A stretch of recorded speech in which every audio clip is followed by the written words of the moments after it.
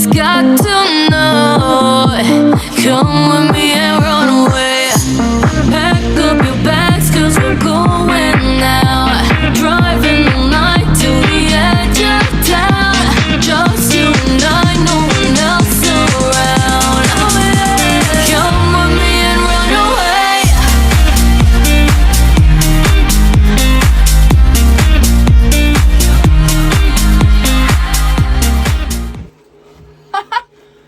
Ja, da vi i motorrommet.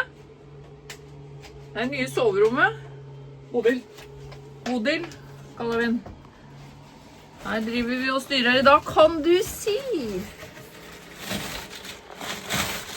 Hele motorrommet bare fullt av hull. Og jeg har fått en æren av å støvsuge oppi her. Ja. Kommer til å bli veldig stille da, veldig stille. Og Leif, han skal bare sitte og se på. Jeg jobber dere vanlig. Så skal jeg krabbe inni her. Jeg ikke sikkert jeg kommer ut igjen.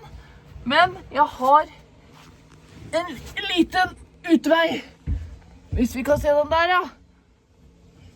Jeg får i hvert fall handa ut da.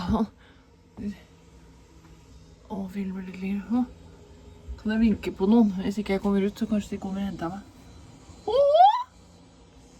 Ingen høyder.